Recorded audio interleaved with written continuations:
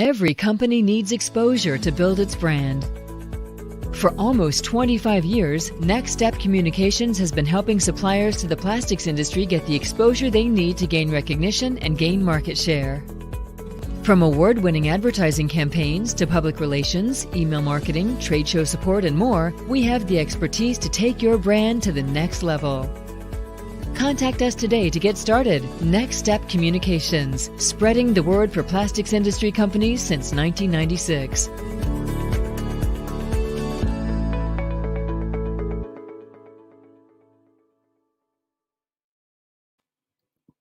Hi, everyone. Good day. I'm Brennan Lafferty, publisher of Plastics News. Welcome to another edition of Ask the Expert, our new live stream series from Plastics News. Now, with Ask the Expert, this is your chance to engage with professionals, to address the current business environment, to discuss best practices, and of course, to ask some questions. This week's topic, marketing. We have 3 live streams scheduled for this week, dealing with public relations, transitioning to online selling, and brand elements. Today's topic is the importance of public relations. Our expert today is well-known advisor to the plastics industry, Next Step Communications. Representing Next Step is founder and president Greg Hannoosh. Greg is going to answer your questions after his presentation.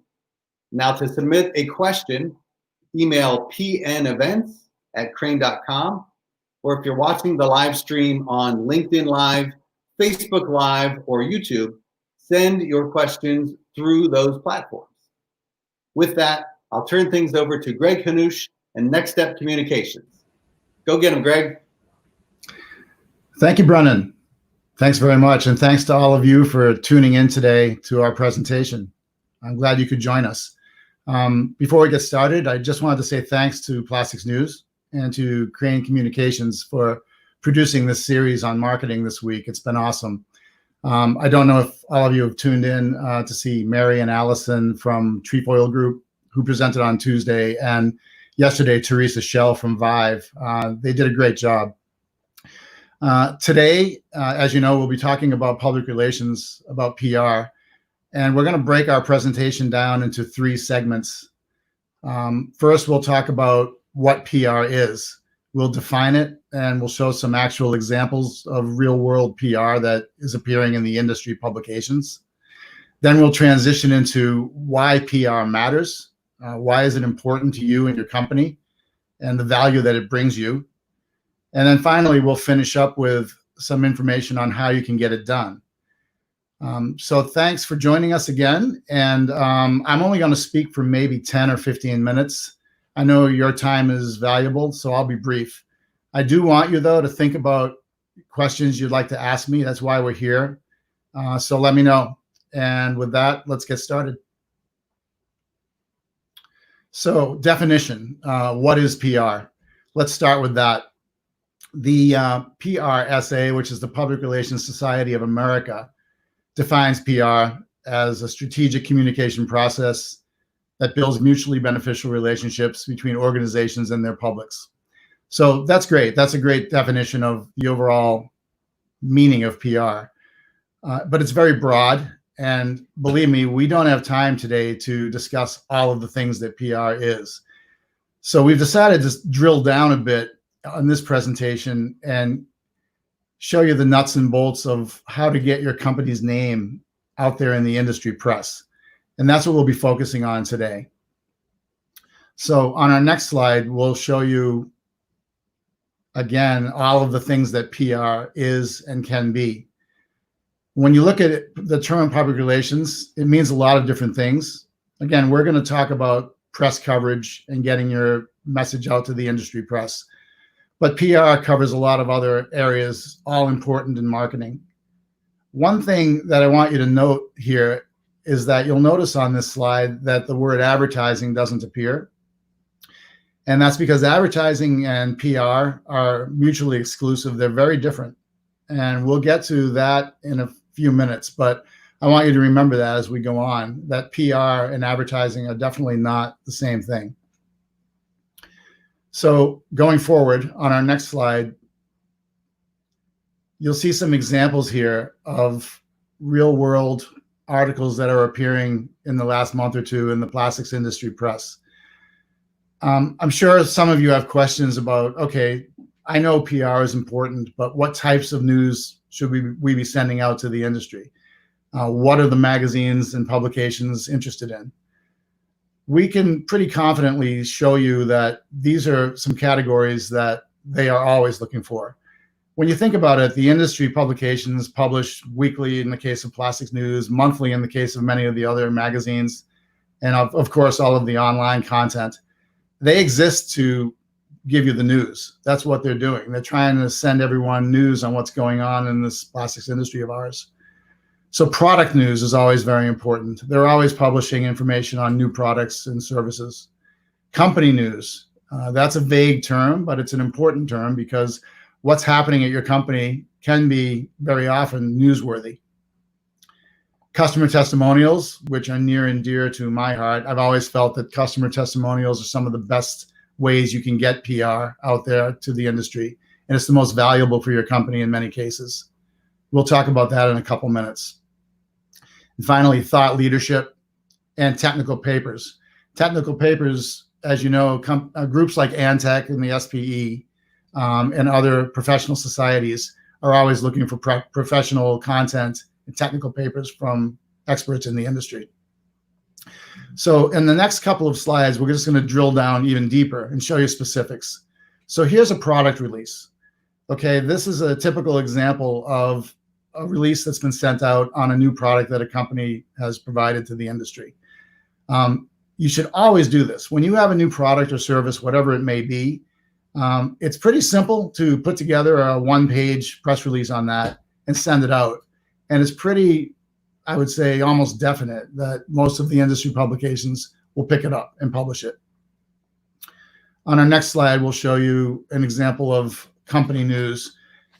So in this case, we're looking at a story that was on Plastics News and plasticsnews.com on a company called Toner Plastics that's down in Massachusetts. Toner's story was that they were celebrating their 30th year in business. But more than that, they have much more of a story to tell besides, we're just 30 years old. It's also that we're growing, and we're growing by acquisition, and we're looking to acquire even more companies. And this turns into some real newsworthy stuff that a publication, especially like Plastics News, loves. And this is the kind of thing that you need to put out about your company. Now, there are other types of company news as well. I mean, in the last few months with COVID, for instance, a lot of companies have stepped up to the plate and done some amazing things really for the industry to help first responders, providing PPE gear, et cetera. All of that is very newsworthy material. On our next slide, we'll take a look at yet another type of PR, which again is customer testimonials. So when you really think about it, what could be more valuable than a customer of yours saying, I really like you and your company and your products.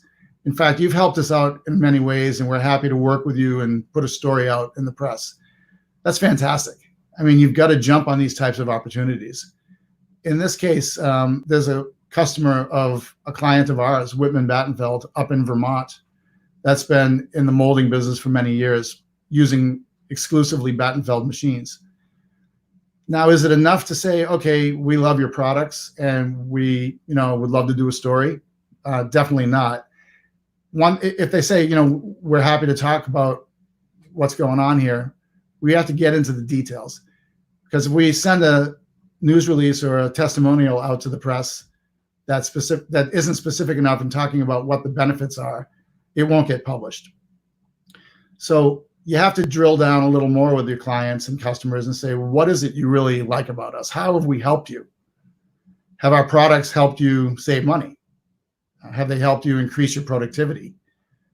Are you really happy with the service we provide? Is that the story here? Do our service people bend over backwards to make sure you guys are running 24/7? This is the type of content that the publications are looking for, and that's what really makes a great testimonial. Next up, we want to talk a little bit about thought leadership. And this is a term you hear often in the industry. It's a marketing buzzword. I personally hate buzzwords, but it's a real thing. Thought leadership, what does it mean? This is an example of an article from Compounding World magazine. Excuse me. And Compounding World is a magazine that tends to publish technical content about the industry. So they're always looking for input from companies that know compounding, that know extrusion.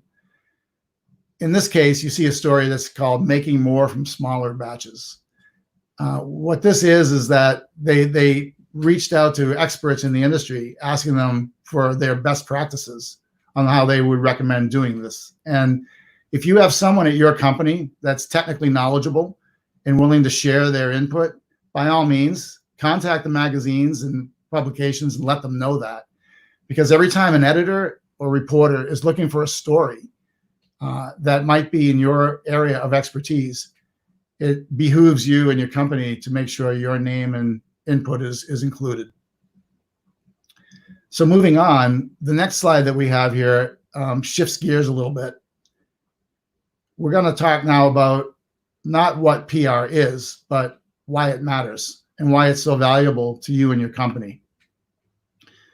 So you'll remember a minute or two ago, we talked about how advertising and PR are different. I think this slide does a really great job of showing why they're different and how they're different. When you look at it, earned media is a term that's used for PR. Paid media is a term that's used for advertising. So what does that mean? Well, with advertising, you're paying to run an ad in an industry publication or on an industry website. With PR, you're sending in information in the hope that the magazine will publish it as news, or will get back to you and do their own story on your news. You need to ask yourself what's more valuable to you.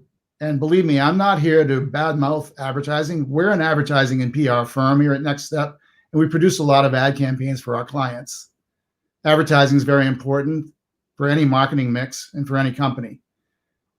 But in terms of PR, what's more credible to your company? And when you think about looking through a publication and you're flipping through the articles and you see the ads, what are you really looking at? Are you reviewing all the ads in the magazine? Are you reading them? Are you paying attention to them? Maybe you are, but I'm going to bet that you're paying a lot more attention to the stories that you're reading in that magazine, the articles that you see. And that's a big difference between advertising and PR. You can read yourselves what's on the screen here, but down at the bottom of the screen, you'll see that advertising is a lot more expensive than PR, and that's a fact. And then advertising is also geared towards selling your product. You're telling people why your product is better and you want them to buy your product. PR leaves an impression of this is important. You should read this news about this company and how it's helping its customers. That's a big difference between advertising and PR. Let's drill down a little deeper and look at the next slide. Another good example of credibility. And it's an important word, credibility, when it comes to PR. This is an example of a full-page article that appeared last month in Plastics Technology magazine. And a customer testimonial on one of our clients that was happy with their products. Again, it's not enough to say they're happy with your products. We have to get into how the products have helped them, what's made the difference, etc. In this case, it was a customer that was saving a lot of money and improving their productivity with some purging compounds that one of our clients, ID Additives, was supplying. So a full-page article, what is it worth? How does it help you? Think about a full-page ad and what a full-page ad in a magazine costs you. It's a lot of money. Again, I'm not here to badmouth that. They're important. But you might spend $10,000 or more on a full-page ad. This is a full-page article that costs nowhere near that kind of money to get produced. And I think it's a lot more credible. I think you'd agree with me that you read a story like this, it's newsworthy. And what can you do with it? That's the other purpose of this slide. We call it the gift that keeps on giving. PR, when it gets published, it's a great thing, but look at all the things you can do with it. You can assume that in this case, Plastics Technology magazine reaches, I think, 40,000 or more people. So in that regard, 40,000 or more people might have seen this article. Then it appeared on their website and online. Who knows how many more people are viewing it online? That's great. But then look what you can do with it. You take that, you can put it out on your social media channels, showing people, hey, did you see the article that appeared on us recently in plastics technology? You can get reprints of the article. You can bring it to trade shows. Not that we're doing trade shows these days, but trust me, they'll be back. It's important to realize that PR is the gift that keeps on giving. It's always important, but even more important during times like now. With COVID, as you know, most of us have been working from home. A lot of people are at their home offices, spending a lot more time online, which naturally means they're spending a lot more time reading articles about their industry. We've heard from other Plastics News and others that their readership online is way up. So what better time than now to make sure you're getting your message out there? So finally, with the next slide, I want to show you a little bit about how to get PR done. I think if you look at this, well, let's go back a second. I think the first thing to ask is, can you do it yourselves? And the answer is yes, you certainly can. Is it easy to do? No. I mean, you need to do a lot of legwork, a lot of research, a lot of writing, a lot of contacting the magazines and editors, but it's very doable. And this is a little bit of a roadmap here on how to get it done. But I want to encourage you to be honest with yourselves and realize that you know it's important, you know you should do it, but be honest with yourselves to see if you have enough time to do it, if you have the skill sets at your company to get it done. And if you don't, you should contact an agency, because agencies already have the established relationships with the press. They know what is newsworthy. They can help you come up with a roadmap and list of articles that you want to put out there and help you get it done. The last item on this slide is important to realize that one and done is always a mistake in marketing. It's a mistake in PR. It's a mistake in advertising as well. If you put out one press release about your company and it may or may not get published, well, that's great, but you don't want nobody to hear from you again. It's an ongoing process with all marketing to keep your name and brand out front and center. So with that being said, my final slide is just to say thank you, and I appreciate your time today. I'm not going to talk anymore other than to take your questions, but PR is something that's very important for your company and your brand. And if you need help, give us a call anytime, and you can reach us at next-step.com for all our contact information. Thank you. Well, great presentation, Greg. We've got questions flying in already, so thank you for those submissions. For those of you who didn't hear at the top of the show, to submit a question to Greg, email us at pnevents@crane.com or send them through Facebook Live, LinkedIn Live, or YouTube if you're watching through those platforms. All right, Greg, first question, how do we get our news to the right people in the press? That's a great question. And it's an easy one to answer, honestly. It's easier today than ever. If you go online and search for the plastics industry publications, I mean, most of us, I think, already know them, but if you don't know them, I should not assume that, you can find them online. And when you go online to plasticsnews.com or Plastics Technology or PMM or Mold Making Technology or Canadian Plastics or Plastics Today, and I could go on, they all have websites. They all have all the contact information on those websites of who to reach. And every one of these publications has an editor or an editor-in-chief. You should start there, because the editors are the ones who are responsible for the news that appears in those publications. Yeah, I agree. It's simple. Yeah. Information's a few keystrokes away. Yeah. Always. So very straightforward question here from one of the viewers. How do you measure the results of a successful PR campaign? Another great question. Measuring results in marketing, most of my colleagues will agree with me, is never really easy. It can be done, but it's not an easy thing to do. With a PR campaign, it might be easier than others, because with PR, you can measure in terms of who's picked up the release that you sent out or the story.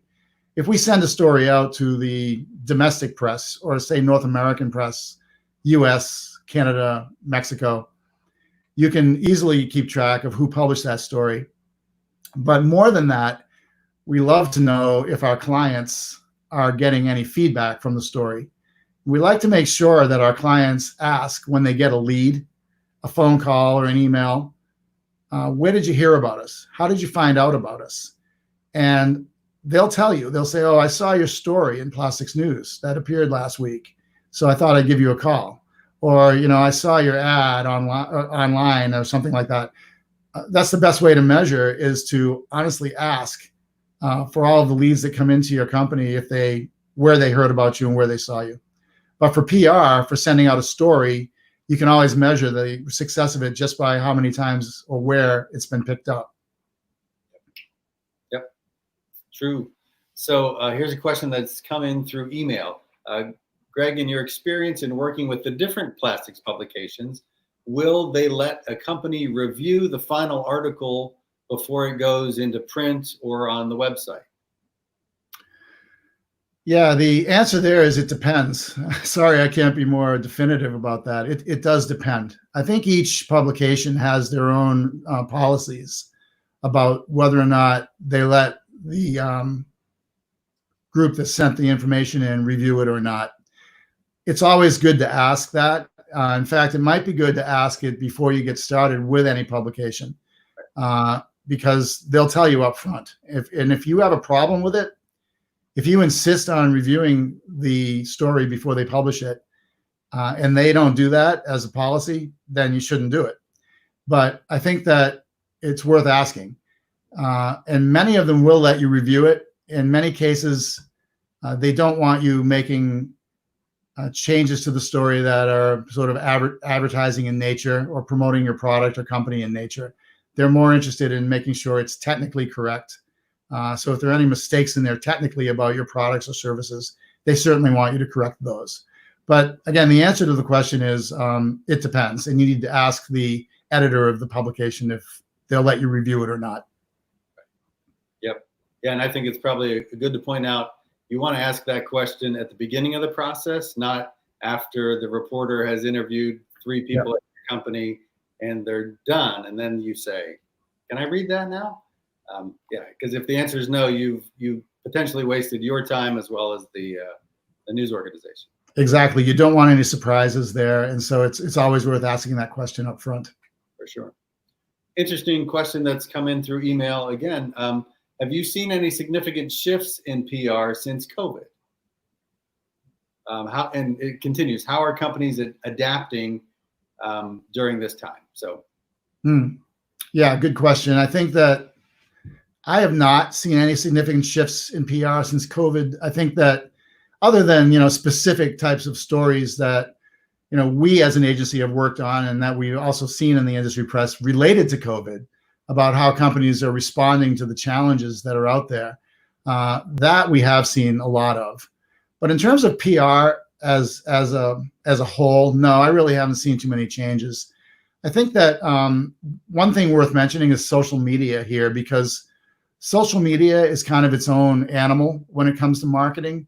But I consider it very much a part of PR, and they go hand in hand. And we've seen a lot of increase in companies embracing social, not just since COVID, but in the last, say, year or two. It's really been exploding. My son, Mitch, who works with me here at Next Step, who's the younger generation, told me back in 2012 that we needed to get all of our clients to embrace social media. And at the time, I really, had a hard time believing that. Well, fast forward to 2020, and believe me, it's important. And I think that a lot more companies are doing a lot more social in the past year or two, and even, again, since COVID.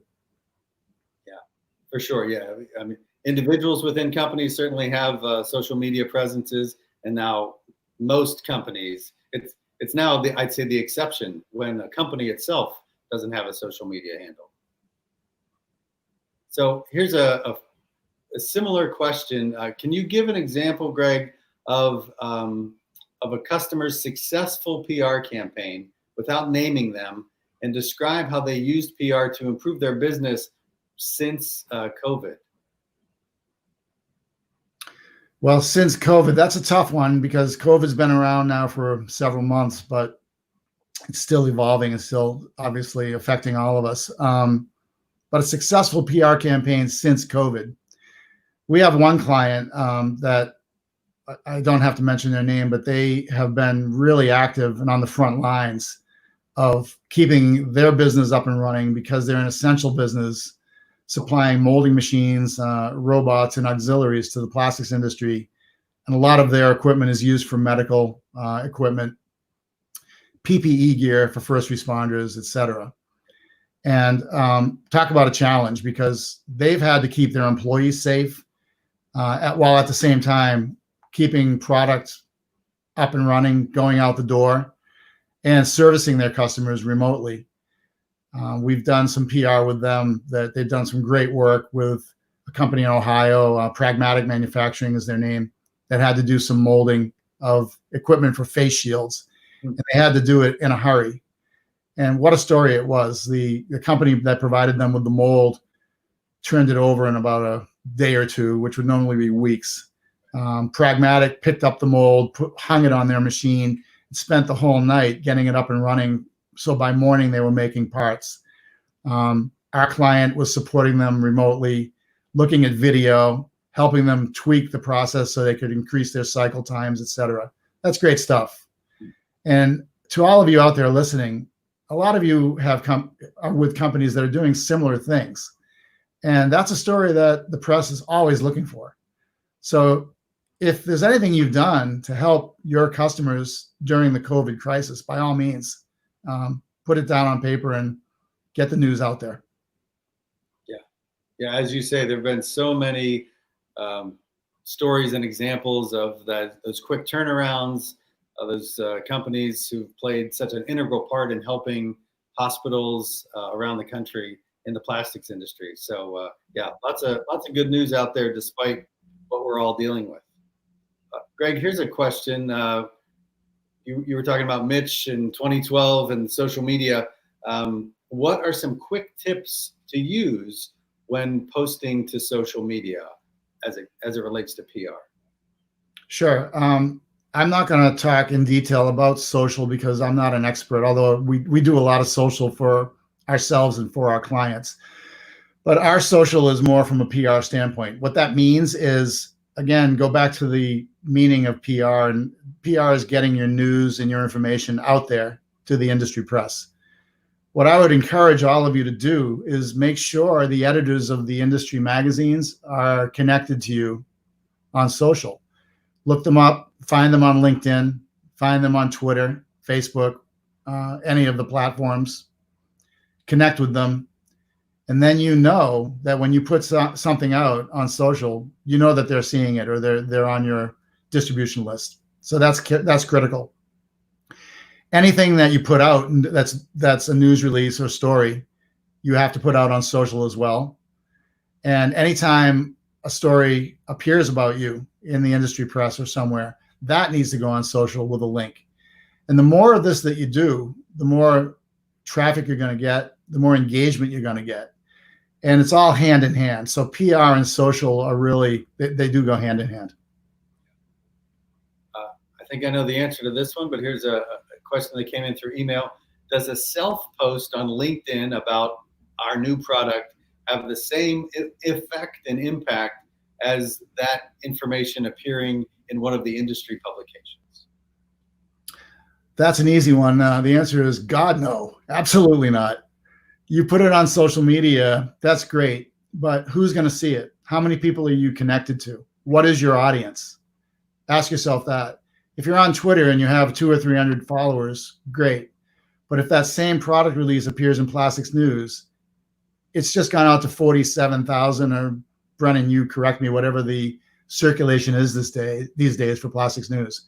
47,000 people in the plastics industry. You just can't beat that. You can't beat the audience that you're going to get through the industry press.